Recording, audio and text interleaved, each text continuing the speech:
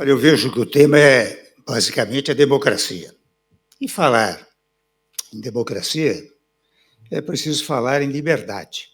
Liberdade é uma palavra umbilicalmente ligada à ideia de democracia. E para falar de liberdade, nós precisamos encaminhar os nossos olhos para o artigo 5º da Constituição Federal. Lá vocês encontram 79 incisos declaratórios dos direitos individuais, e que é, na verdade, um elenco exemplificativo, não exaustivo, já que o parágrafo do artigo diz, olha aqui, este elenco aqui estabelecido não impede a invocação de outros determinados pela interpretação da Constituição ou de tratados internacionais de que o Brasil faça parte. Mas é claro que não vou me deter aqui em falar em todas as espécies de liberdade estabelecidas no artigo 5º, a liberdade de ir e vir, restar, permanecer, ficar, a liberdade de expressão, a liberdade de associação. Inauguralmente, eu quero falar um pouco sobre a liberdade de expressão. E aqui eu me recordo de uma fala do então ministro Carlos Aires Brito, que dizia a maior expressão da liberdade é a liberdade de expressão. Não é? E interessante, esta liberdade de expressão está muito vinculada à ideia da liberdade de imprensa, que não tem uma expressão literal no texto constitucional. É interessante como a liberdade de imprensa, Flávio, ela decorre, Maurício, precisamente do tema da liberdade de informação. Como nós vivemos num Estado democrático, a informação é fundamental para todos, ou seja, todos os habitantes do território nacional têm o direito a serem informados. Não há possibilidade alguma de não haver informação. E quem melhor informa, ou mais amplamente informa, é precisamente a imprensa. Daí porque, digo eu, é indispensável a liberdade de imprensa como derivação da liberdade de informação, ou seja, a liberdade de imprensa é conteúdo de um continente chamado liberdade de informação. Mas ela tem limitações? Eu penso que não. Mas ela tem consequências no texto constitucional. Vocês vejam que, quando a imprensa exagera, você tem o chamado direito de resposta. O que é o direito de resposta previsto constitucionalmente? É para completar a informação.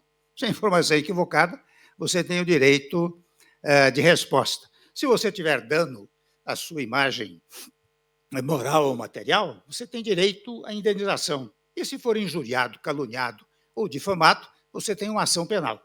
Portanto, eu me fixo inicialmente nesta questão da liberdade de expressão. Não é? Mas também quero me reportar, de vez em quando eu passo os olhos lá no artigo 5º, vou fazendo aqui alguns comentários, e vejo, por exemplo, um trecho que diz assim, ninguém está obrigado a associar-se ou manter-se associado. Interessante, viu, senador? Quando nós propusemos e levamos adiante a modernização trabalhista, nós eliminamos a chamada contribuição sindical. A contribuição sindical era obrigatória, e até às vezes pensam que é só para o sindicato dos empregados, mas é para o sindicato dos empregadores também, não é?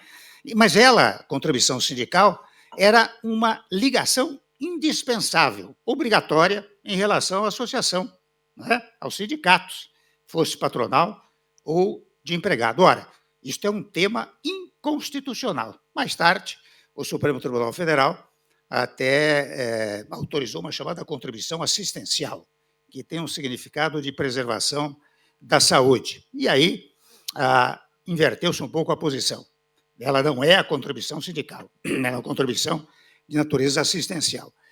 Mas, para tanto, se alguém não quiser contribuir, desculpe, tem que ir ao sindicato para dizer que não quer aquela contribuição. Então, é interessante, quando eu vejo isso, eu vejo uma Constituição soluciona absolutamente tudo. Não é? Veja, mesmo o caso que o ministro Barroso levantava, se era possível pregar, por exemplo, o terrorismo, se é possível pregar a queda de um governo para implantar uma ditadura, simplesmente digo eu, esta matéria é inconstitucional, porque se nós estamos num Estado democrático, é claro que essas matérias não podem ser levadas adiante. E, com a devida licença, eu tomo liberdade, senador, eu que passei 24 anos no parlamento, de dizer que isso se aplica, inclusive, aos parlamentares, porque nós todos estamos submetidos aos preceitos constitucionais. Então, é interessante, mas quando eu vou à Constituição, eu vejo que o parlamentar só pode perder o cargo por falta de decoro parlamentar. E o decoro, em regra, muito obrigado, o decoro, em tese, ele tem sido tomado em relação às opiniões, palavras e votos, ou, enfim, a própria conduta do parlamentar. Mas será que não é, me permita dizer, indecoroso pregar uma inconstitucionalidade? Será que alguém que prega o terrorismo, prega a queda do governo para instalar uma ditadura, um sistema autocrático, não está praticando um ato inconstitucional? E será que há algum decoro nisso? Portanto, em certos momentos, quando se caça a tarefa, o cargo de um parlamentar, no fundo, é por essa fórmula indecorosa da inconstitucionalidade, não é verdade? Então, interessante esta questão da liberdade, nós já chegamos ao ponto zero aí, eu vou pedir mais um minuto só para fazer uma pequena defesa, ou melhor, uma pequena justificativa do Supremo Tribunal Federal. O ministro Barroso, o ministro Gilmar, já disseram aqui do número enorme de matérias que foram para o texto constitucional. Portanto, tudo que era outrora da lei ordinária ou da lei complementar passou a ser de nível constitucional.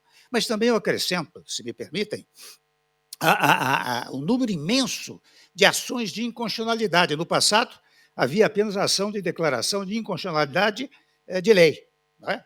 De inconstitucionalidade. Na nova ordem constitucional, você criou a declaratória de constitucionalidade, criou a arguição de descumprimento de preceito fundamental, criou a ação de controle da inconstitucionalidade por omissão, que cabe àquelas figuras elencadas no artigo 103, mas cabe a qualquer cidadão. Se eu, cidadão comum, perceber que a tardança na regulamentação do dispositivo constitucional impede-me o desfrute de um determinado direito, eu posso, por meio do mandado de injunção, ir à Corte Suprema para pleitear a declaração de omissão do Legislativo. Então, eu tomo a liberdade também, nestas breves palavras, de justificar um pouco a ação mais ampla, mais efetiva do Supremo Tribunal Federal.